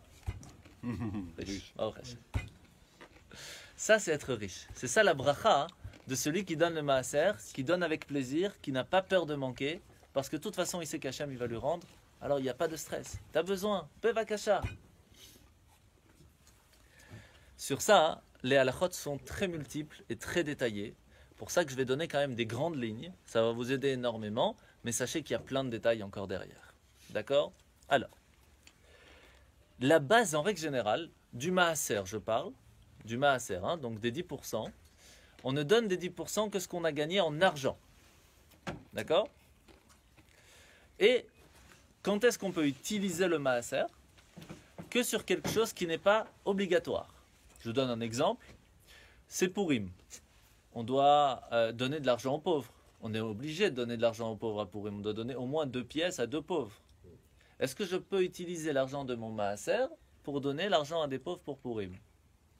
C'est une obligation à Purim de donner de l'argent aux pauvres. Je ne peux pas utiliser mon maaser, mes 10%, parce que c'est une obligation. Je ne peux pas utiliser l'argent du pauvre pour lui donner. C'est pas moi qui ai donné. Je dois donner de mon argent pour pouvoir le donner. Donc au-delà de mes 10%. Oui, mais pas Comprenez? le montant que tu donnes à Purim. Pas Alors, beaucoup. ce que je peux faire, par exemple, je dis voilà, dans les 10 euros que je vais lui donner, il y a 2 euros, ça c'est de mon obligation, c'est de mon argent. Les 8 euros, c'est du maaser. J'ai fait le minimum, je lui ai donné ces 2 euros, c'est vraiment de moi. Par contre, les 8 euros, ça c'est du maaser. Ça je peux faire, parce que j'ai fait mon obligation. Comprenez? Mais tout ce qui est obligation, je ne peux pas l'acheter du maaser. Je veux acheter des chalotes pour Shabbat, je suis obligé de les acheter. Je peux utiliser le maaser? Non, je suis obligé. Je dois faire le kidouche, je suis obligé de prendre de mon argent. C'est pas mon argent. Les 10% ne sont pas de mon argent. Comprenez? Ça, c'est vraiment la grande base. Alors, qu'est-ce qu'on peut déduire de ce qu'on a gagné comme argent pour pouvoir, après, faire le compte? Qu'est-ce que je dois vraiment, en fin de compte, des 10%? Ça, en général, on attend que ça, à savoir qu'est-ce qu'on peut déduire. Alors, d'abord, de quel revenu on doit prélever? En base, tout ce qui est bénéfice, salaire, donc on aurait pu recevoir, on se doit de payer un maaser. Le capital en actions, par exemple, pour ceux qui ont des actions, ce que j'ai payé, l'argent que j'ai payé pour l'action et que je l'ai revendu, j'ai gagné par exemple 50%. Je ne vais pas payer 10% sur ce que j'ai payé la première fois. Je ne vais payer que sur le bénéfice que j'ai gagné sur mon action. Comprenez? Donc, encore une fois, on ne paye pas sur le prix que j'ai payé, on ne paye que sur la plus-value. La même chose pour une maison. J'ai acheté une maison 120 000, je l'ai revendue 140 000, je ne paye pas un maaser sur 140 000, je ne paye que sur les 20 000. Et encore, je peux encore enlever les impôts, etc. dessus. D'accord? Donc ça, c'est vraiment la grande base. Donc, toujours après impôt, Alors on va voir, c'est quoi les impôts qu'on peut enlever, etc. Dans le professionnel aussi, vous allez voir que dans les sociétés, il y a pas mal de choses qu'on peut enlever aussi. On peut déduire. On peut déduire, ouais. La famille. Alors, C'est une fiscalité à part. ouais. oui, c'est ça. Alors tout ce qui est cadeau en nature, on ne doit pas faire de maaser. Quelqu'un qui vous a offert un Kenwood, on va pas couper le Kenwood en 10 et on va pas payer une partie non plus. Tout ce qui est cadeau en nature, on parle vraiment d'argent. On ne donne les 10% que sur l'argent. Mais si quelqu'un vous dit, voilà, je te donne 100 € pour acheter, je sais pas, un ventilateur par exemple. Est-ce qu'on doit donner les 10% et après on ne peut plus acheter notre ventilateur? Non. Non, parce qu'on lui a dit, je t'offre le ventilateur. Pour cela, quand on fait la liste de naissance ou la liste de mariage par exemple, si la personne a choisi, tu prends cet argent pour acheter tel objet, on ne paye pas les 10% sur cet argent, puisque c'est pour acheter l'objet. Quelqu'un qui vous donne, je te donne 100 €, tu fais ce que tu veux, là on doit donner. Parce qu'on n'a pas offert l'objet, on a offert l'argent. Vous voyez la différence? C'est très important à savoir aussi. Indemnité aussi. Que ce soit licenciement, que ce soit quoi que ce soit, indemnité de problématique, assurance. C'est à partir du moment où il y a une indemnité, qu'on a gagné quelque chose qu'on ne devait pas avoir, on doit donner les 10%. Par contre, quelqu'un qui a eu par exemple un dégât des eaux, et qui là, en réparant tout ça, il doit payer 300 €, et que l'assurance lui a donné 400 €, il ne doit pas donner les 10% sur les 400. Il doit donner sur ce qu'il a en plus que ce qu'il a réparé. Vous comprenez? Sur le bénéfice, sur ce qu'il ne devait pas recevoir sur l'extra. Les allocations familiales, les pensions, tout ça c'est quelque chose qui n'était entre guillemets pas prévu. Donc c'est un bénéfice, donc on doit donner 10% dessus. Ça c'est normal. D'accord? Par contre, la sécurité sociale, ça veut dire par exemple les médicaments, tout ça, tout ce qu'on doit payer de toute façon, ce qu'on on a payé, ce qu'on a reçu de retour, c'est quelque chose qu'on a payé, c'est pas un gain qu'on a eu tellement. Donc il y a deux avis dessus. Il y en a qui disent on a quand même gagné quelque chose dessus, donc il faut quand même le faire le maaser. Mais en règle générale, on ne paye pas le maaser dessus. Pourquoi? Parce qu'on a acheté un objet. C'est pas de l'argent gagné. Surtout si ça n'a pas été donné en cash. Alors là, c'est sûr que si c'est dans le compte, c'est sûr que c'est de l'argent qui est sorti, qui est rentré. C'est pas quelque chose qu'on a eu comme bénéfice, c'est quelque chose qu'on a acheté un médicament. D'accord? Maintenant, imaginez quelqu'un qui a un enfant et qui est très sympathique avec son enfant, il lui paye son loyer. Est-ce que l'enfant doit payer 10% sur cet argent qu'il reçoit de ses parents? Alors ça dépend. Si le parent lui donne l'argent à l'enfant, et c'est l'enfant qui paye le loyer, il doit donner 10%. Si le parent paye directement le loyer, il ne doit pas les payer. Après, Il n'a pas vu la couleur. donner encore plus. De toute façon, on paye plus, quoi qu'il se passe. Donc, Ok? Mais si tu donnes à ton fils, tu peux le déduire du maaser? Ah non. Ou pas. Ah non, non. mais Ah quand non. tu payes un loyer, c'est la même chose. Tu payes un loyer pour tes enfants. C'était déduit, ça. Non. Tu ne déduis pas. T'es pas obligé. C'est ton argent. Attends, dans la famille, il y a cumul des salaires. Exact. C'est l'ensemble. Ça veut On dire? doit prendre en considération. Ah Ou oui, chacun bien sûr. pour soi. Bah, vous devez donner. Vous êtes le chef de famille, donc vous payez pour vous, votre dame et tous ceux qui sont dans votre maison. Après, si. Qui habite dans ta maison. Ça veut dire S'ils habitent pas dans ta Bah, maison, c'est ou vous qui payez pour vous ou lui qui paye pour vous. Mais de toute façon, il Demande, faut. c'est quand le mari Merci. gagne et la femme gagne. Est-ce que chacun Et on paye 10% de ça. Non. Ah oui, bien sûr. Ou vous payez vous-même vos 10%, lui paye 10%, mais ça revient à la même Je chose. voulais tout à l'heure une olive, j'ai pas goûté. En général, un homme et une femme, ils partagent le compte commun. Donc, que ce soit un qui paye pour l'autre ou l'autre qui paye pour l'un, en général, entre hommes et femmes, c'est la même chose, quoi. Il faut faire un compte. Mais il faut faire le compte, bien sûr, bien sûr. Bien sûr. Ok? Est-ce que le loyer que tu donnes à ton fils Aïda. qui paye, est-ce que ça peut être considéré? Alors non, C'est ça. non. Ça, ça se calme, Marley. Pourquoi tu pourrais... Est-ce que le fils, il est pauvre? Ben oui, Oui, il est si pauvre. c'est la raison. Alors, il est pauvre, alors, il est il y a étudiant. Il est étudiant, Alors- il est en train de... alors, ça va, alors on va voir, ça va dépendre. On va voir qu'il y a des priorités familiales et on va voir comment ça fonctionne. On va voir comment ça fonctionne. Alors,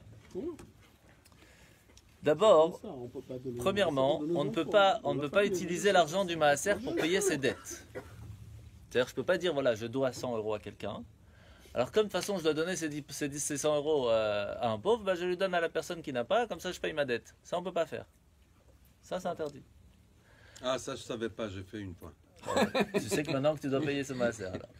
De l'autre côté, c'est interdit de dire à quelqu'un à qui on doit de l'argent, je ne peux pas te payer maintenant parce que j'ai pas tout de suite, mais j'ai de l'argent de côté pour le maaser pour des pauvres, mais ça je veux pas te donner parce que c'est du maaser. Non, ça on peut pas. On doit rembourser sa dette parce que lui il attend. Et après à nous de nous débrouiller pour payer le maaser qu'on doit. Ça il faut faire attention à ça. On doit toujours rembourser ses dettes au plus vite. Ça, c'est quelque chose de très très embêtant pour quelqu'un qui a une dette et qui attend. L'autre de l'autre côté, il attend. Vous ne pouvez pas vous imaginer combien de personnes qui viennent et qui disent « Ouais, Hachem, il fait que des problèmes, j'ai que des problèmes. Et toi, tu fais pas des problèmes à d'autres? Non, je dois juste 100 000 euros ici, 50 000 euros ici, 10 000 euros ici. Mais je fais pas des problèmes aux autres. Que l'autre, il n'a pas de quoi manger, que j'ai toujours pas remboursé ça, ça me dérange pas. Mais que moi, que je mange pas, ça c'est grave. Pourquoi Dieu ne pense pas à moi? Réfléchis, comment tu réfléchis? Comment tu veux que Dieu réfléchisse? Donc rembourser une dette, c'est quelque chose qui doit être rapide. Et quand on parle de dette, c'est aussi des dons à la Torah. On fait des dons à la Torah, il ne faut pas attendre. Hein. Il ne faut pas attendre la fin de l'année pour le faire, pas attendre avant Kippour. Il faut faire le plus vite possible. Ce n'est pas des choses qu'il faut attendre. Parce que si on se dit, ouais, de toute façon, la synagogue, elle peut attendre, c'est pas grave. 1 mois, 2 mois dans les dettes, c'est pas la fin du monde. Mais moi, hein, je peux pas être dans les dettes. C'est la même histoire, faut pas croire. Après, on se pose des questions pourquoi il y a des soucis. Le don à la Torah, c'est tzedaka? C'est tzedaka. On va voir quand est-ce qu'on peut faire tzedaka, quand est-ce qu'on peut faire maaser. C'est pas la même chose. Hein. Donc c'est pas maaser. Alors, il y a tzedaka, il y a maaser, c'est deux choses. Le maaser, c'est les 10%. La tzedaka, c'est notre argent en règle générale. Oui, mais C'est ça, exactement. Attends, moi j'avais compris, on avait tzedaka, dans le tzedaka il y avait les 10%. Donc, Ouais. Et puis il y avait... Et il y a tout le reste. Mais tu peux donner au-delà de 10%, c'est aussi de la tzedaka. Oui. Mais dans le maaser que tu mais dois, ça, qu'est-ce que c'est tu pas de la tzedaka. Non, mais sauf que dans les C'est aussi un peu de tzedaka, mais c'est obligatoire. pas c'est vraiment de l'obligation. C'est ça, C'est une obligation. C'est tzedaka. Ok. C'est tzedaka. Alors, C'est pour- obligé. ça c'est obligé, voilà. Est-ce qu'on peut définir le maaser comme un don financier uniquement? C'est que financier. Alors Maaser, que la c'est que tzedaka, financier. ça peut être les deux. Exactement. Ah. Exactement. Donc maintenant, par exemple, pour quelqu'un qui a fait un emprunt professionnel, quelqu'un a une pizzeria, il a mis, on va dire, 1 000 euros pour acheter du truc, et puis il revend, et puis il a gagné, etc. Est-ce qu'il doit payer sur cet emprunt aussi qu'il a reçu de l'argent, etc., le maaser? Alors on va voir comment ça fonctionne. En fait, on ne peut déduire du professionnel, de son maaser qu'on a gagné, tous les frais professionnels. C'est-à-dire que quelqu'un qui s'occupe d'un hôtel, par exemple, mais qui a besoin de tant de voitures pour faire fonctionner, de tant de personnes qu'il va payer, etc. Tout ce qui est, ou même quelqu'un qui a un petit business, mais il doit payer une secrétaire, il doit payer l'électricité, il doit payer les impôts. Tout ce qui est frais professionnels, on le déduit avant de compter son maaser. Ce qui fait que c'est vraiment sur le gain qu'on ne paye son maaser. faut engager un comptable. C'est-à-dire que, ah oui, bien sûr. C'est pour cela que, par exemple, quelqu'un qui a son chiffre d'affaires, comme tu as dit tout à l'heure, c'est pas sur le chiffre d'affaires, qui a son chiffre d'affaires de 200 000 euros, par exemple, par mois, Alvaï, Bezrat Hashem, en bonne santé, et qu'en fin de compte, il doit payer 180 000 tous les mois pour que ça fonctionne, et il donne que sur 20 000. Vous comprenez? C'est vraiment sur le gain, en fin de compte, sur le bénéfice, et pas sur le chiffre d'affaires.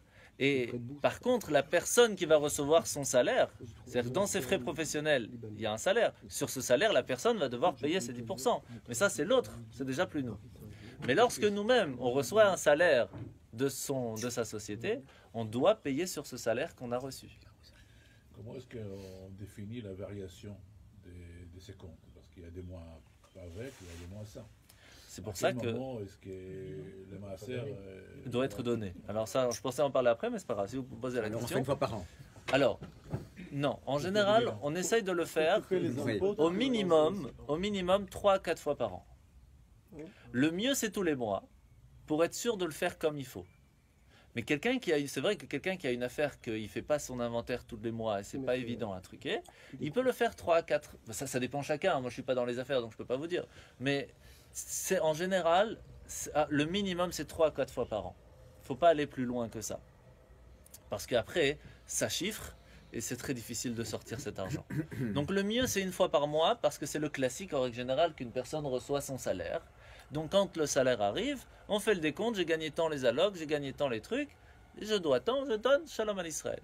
Maintenant, si on ne veut pas donner tout de suite, on peut attendre. On peut dire, voilà, je le mets dans un compte à part, ou je le mets en cash dans une enveloppe quelque part, j'attends qu'un pauvre arrive et je vais lui donner, comme ça je sais que ça va arriver. Ça, on peut faire aussi, c'est pas un souci. Mais il ne faut pas attendre trop longtemps, c'est pas bon non plus, parce qu'Hachem il dit, tu attends que l'autre n'a pas, ça ne te dérange pas, alors on pourra vous comprenez, ça revient toujours à la même chose. Donc, quand on parle du maaser, c'est écrit aser, asrenu lach. 2 fois aser. Mais on ne parle pas de aser et aser. Hein. Aser, asrenu lach. Et c'est pour cela qu'on doit donner 2 fois 10% pour celui qui est aisé. C'est de là qu'on apprend qu'il faut donner 2 fois. Donc, il faut faire attention à tous les nécessiteux qui se trouvent dans notre ville. Ça, c'est quelque chose de très important. Au point où le Chafetz Chaim nous demande de tenir carrément un carnet. Pour être sûr de savoir combien on a donné. Il faut vraiment essayer de ne pas faire approximatif, mais vraiment de donner comme il le faut. Maintenant, si on fait approximatif parce que c'est difficile de voir, alors il faut toujours donner un peu plus pour être sûr qu'on a donné ce qu'il faut. Maintenant, on avait posé la question à quelqu'un qui est nécessiteux, est-ce que lui-même vit de la tzedaka? Est-ce qu'il doit donner le maaser? La réponse est oui. À partir du moment où il arrive à vivre. Quelqu'un qui n'arrive pas à vivre avec ce qu'il reçoit, alors là, oui, il est plus obligé. Mais il vit grâce à la tzedaka. Oui, mais ça ne change pas qu'il a gagné de l'argent. Il a gagné ce qu'il faut pour vivre. Alors ça, c'est ce que je dis. S'il a gagné tout juste de quoi vivre, qu'il a à peine de quoi manger, qu'il peut à peine même pas s'acheter des chaussures, il n'a pas besoin. Parce que c'est tout ce qu'il a. Mais des fois, quelqu'un, on lui donne la tzedaka un peu plus. Et ça lui permet de manger aussi du poulet, pas que du poisson. Tu comprends ce que je veux dire? Alors là, oui, il doit donner. Ça dépend du mois. Ouais, t'as pas fait mincha? Ah, alors on va finir. On a bientôt fini. Alors. À qui on donne? Voilà, on va donner tout de suite les trucs et on a fini. Alors, la plus importante, on l'apprend dans la Torah, c'est que les récoltes, le maaser qu'on donnait quand il y avait le temple, on donnait ça au Lévi. Pourquoi au Lévi? Parce que le Lévi étudiait la Torah. Ce qui fait qu'encore aujourd'hui, le maaser en priorité est à donner à des yeshivot ou à des personnes qui étudient la Torah. Ça, c'est la priorité absolue. Avant même cette priorité, c'est donné à quelqu'un de la famille qui étudie la Torah. Parce que la famille passe toujours avant tout. Et c'est pour cela... D'abord en fonction du besoin. C'est un yeshiva qui... Ah bah si elle n'a pas besoin, elle n'a pas besoin. Mais je ne connais pas beaucoup d'yeshivot qui n'ont pas besoin. Alvaï. Et quand on dit yeshivot, ça peut être à une personne spécifique. Tu sais, quelqu'un, un kollel, quelqu'un qui étudie et qui n'a pas... franchement, je t'assure, tu n'as pas envie de savoir. Très souvent, les gens ils disent, ouais, mais ils sont bien, ils sont au kollel, ils sont payés, ils sont tranquilles, ils étudient toute la journée, ils n'ont pas besoin de travailler. Tu sais combien ils sont payés? 500 € par mois. Et c'est tout ce qu'ils ont. Des kollels, ceux qui étudient toute la journée. La femme, elle va travailler, elle gagne 500-600 aussi. Et comment tu veux payer avec les enfants et tout? C'est inimaginable comment ils font attention, comment ils se privent. C'est une privation inimaginable pour pouvoir étudier la Torah. On s'imagine même pas. Donc ça, c'est vraiment une des priorités. Maintenant, les frais de scolarité. On va parler un petit peu de ça. Est-ce que payer un loyer à son enfant, tout ça, etc. Alors, frais de scolarité de Torah. À partir de 6 ans, on peut l'utiliser pour le maaser. De Torah, hein? Oui. Vous avez parlé de à qui on donne. Ouais. D'abord, ceux qui étudient. Mais Ouais. après. Alors voilà, on parle de la famille. La famille. Avant et après, c'est toujours au même niveau avec la famille quand il y a un besoin. Famille, c'est toujours au même niveau. Donc, la famille qui étudie, un de la famille qui étudie non, ou qui est dans le besoin. Ou qui est dans le besoin. Parce que la famille, ça passe toujours avant tout. Toujours la famille avant tout. Donc, maintenant, c'est une obligation aux parents d'enseigner la Torah à ses enfants. D'accord? C'est une obligation. Donc, jusqu'à 13 ans, normalement, on a l'obligation de payer une école juive à son enfant. Donc, on ne peut pas utiliser le maaser pour ça. Mais quelqu'un qui a des difficultés à payer l'école peut utiliser à partir de 6 ans. Parce qu'à partir de 6 ans, quand même, on est déjà un petit peu moins obligé, entre guillemets, de donner par rapport à son enfant. Je ne vais pas rentrer trop dans le détail. Mais à partir de 6 ans, on peut utiliser l'argent pour payer l'école. Bien sûr, si c'est une école qui étudie la Torah. D'accord? Maintenant... C'est pas important que quand l'enfant étudie un métier pour la vie. Ça, c'est un autre problème. C'est écrit dans la Torah qu'il faut apprendre un métier à son enfant. Voilà, c'est une obligation. Et c'est pour ça qu'on envoie des enfants dans des écoles qui n'étudient pas que la Torah. J'ai pas dit le contraire. Chacun fait ce qu'il veut. Oui. Mais le problème, c'est quand on met un enfant dans une école qui va apprendre plus important, c'est le métier, et que la Torah, quand à 18 ans, ils savent pas c'est qui Avraham, Yitzhak, Yaakov, la question est à se poser quand même. Et comme ça, plus tard, il n'a pas besoin de... Mais le problème, c'est le problème, c'est que si plus tard, il a besoin aussi d'étudier parce qu'il ne sait pas c'est qui Avraham, Yitzhak, Yaakov. Non, on n'exagère pas, on n'a pas arrivé à ce stade-là. Donc,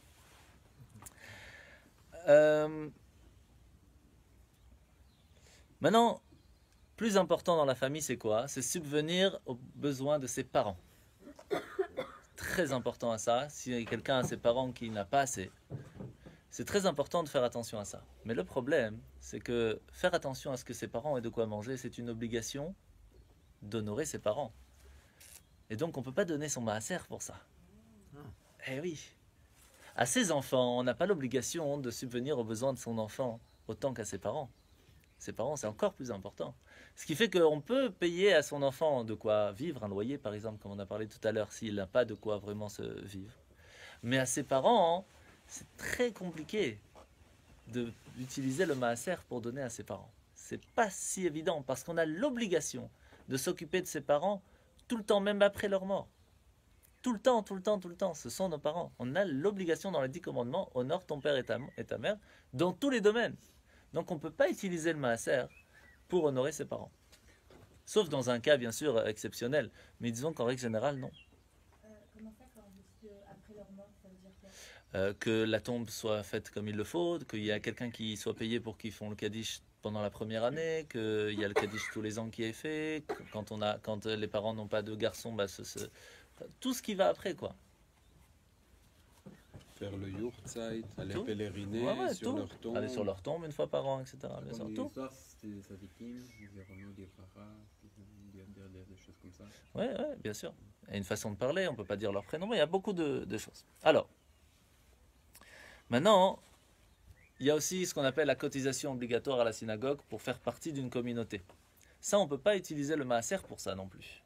Parce que ça, c'est une obligation, normalement, de faire partie d'une communauté, quelle qu'elle soit. Donc, il y a plusieurs façons comment les communautés fonctionnent. En règle générale, c'est une cotisation annuelle, mais il y en a qui ne font pas la cotisation annuelle. Mais c'est fait d'une façon différente, de participer ne serait-ce qu'une fois en minyan, de participer financièrement. Tout ça, quand c'est cotisation obligatoire pour faire partie d'une communauté, on ne peut pas utiliser le maaser.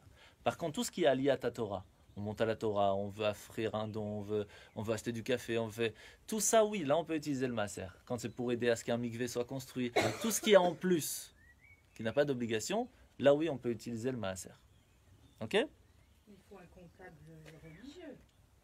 Vous pouvez faire ça vous-même. Mais disons que, oui, c'est C'est pour ça que c'est important d'avoir un carnet. Un carnet où on note, bien sûr.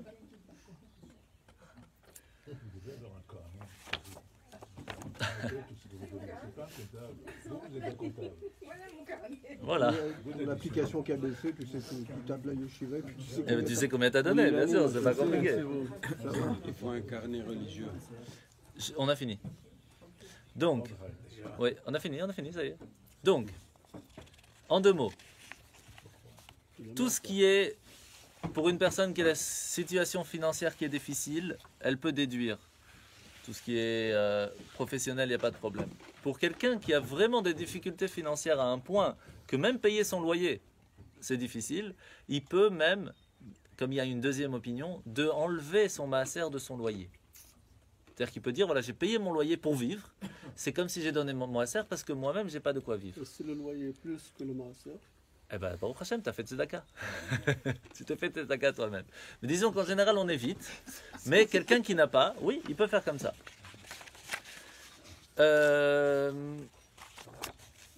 Est-ce qu'on peut aider sa sœur à se marier, par exemple? Bien sûr que oui. Quelqu'un qui va se marier, etc.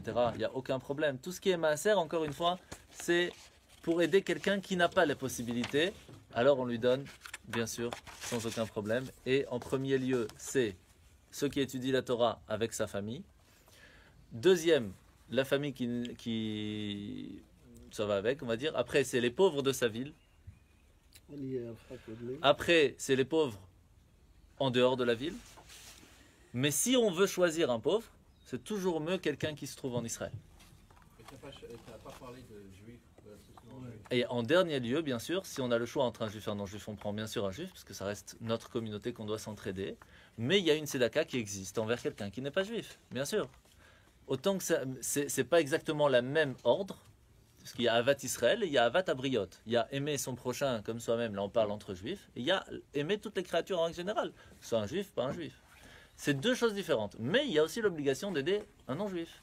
Mais à choisir en priorité, d'abord quelqu'un de la communauté qui se trouve autour de nous, parce qu'on les connaît, on les côtoie, et aussi ceux qui habitent en Israël.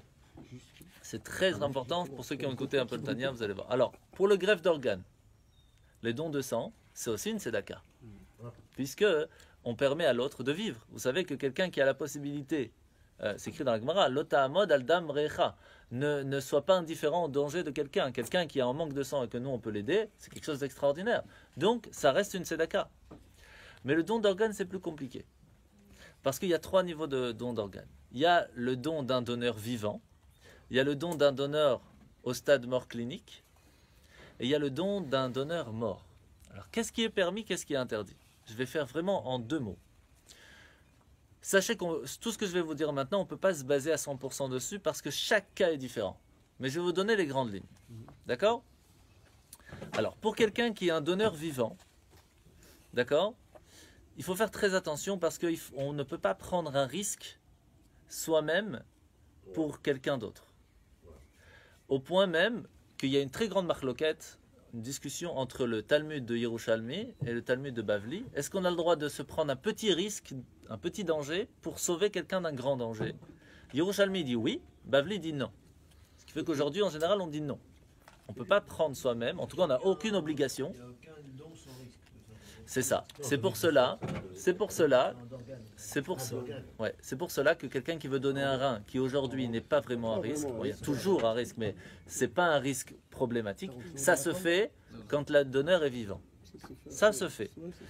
En règle générale, ça se fait. Il peut y avoir des cas, non, mais disons que ça se fait. Maintenant, on va parler d'un don d'un donneur au stade de mort clinique. Là, c'est un très très grand problème, parce que hâter la mort d'un agonisant, c'est interdit. Parce que le problème du mort clinique, c'est quoi? C'est que la personne, elle est morte, mais elle vit quand même, le cœur il bouge, et pour pouvoir donner ce cœur à quelqu'un d'autre, il faut qu'il bouge encore. Mais quand on lui enlève ce cœur, on le tue. Et chez nous, on n'a pas le droit de tuer, même si la personne cliniquement elle est morte. Donc, mais on n'a pas le droit. Mais tu peux dire ce que tu veux. Médecinement parlant, tu as raison. Mais thoraïquement parlant, non. Par contre, si on attend que la personne morte, son corps est plus valable. Alors, le problème. Donc. Mais est-ce que la famille peut prendre Tu vas écouter la radio, il a tout enregistré. Alors, Ouais, c'est la non, même chose, il parle de personne ça, c'est la n'a même le chose. droit de prendre une décision pour quelqu'un, même soi-même, on n'a pas le Sauf- droit de se faire tuer. Mais Ouais, mais déjà. par contre, s'acharner pour le maintenir en vie. Alors ça dépend les cas, c'est pour ça que là, c'est pour ça que je ne peux pas te répondre. En règle générale, oui, mais il y a des fois non, ça dépend le cas. C'est pour ça que je ne te donnerai pas de réponse claire. C'est pour ça qu'au tout début, j'ai dit, tout ce qui est don d'organes, c'est très spécial. Maintenant, le don d'un donneur mort, on a un très grand problème dessus. Parce qu'il y a une loi qui dit l'interdit de tirer profit d'un corps mort. Ça, c'est interdit. C'est interdit il y a une obligation d'enterrer le mort entier. Au point même, quand c'est dans une guerre où il y a une bombe, ou terroriste, etc., on doit ramasser tous les morceaux pour les enterrer. C'est triste, mais c'est vraiment comme ça. Et donc, c'est presque, on va dire, 99% du temps, on ne fait pas de donneur de quelqu'un qui est parti, sauf dans un cas, c'est pour les grands brûlés où on prend de la peau. C'est très rare. C'est pour ça que je dis, on ne peut pas donner de choses claires, parce qu'il y a des cas où oui, il y a des cas où non, mais généralement parlant, le don d'organes fonctionne de cette façon. Donc pour résumer, on a fini.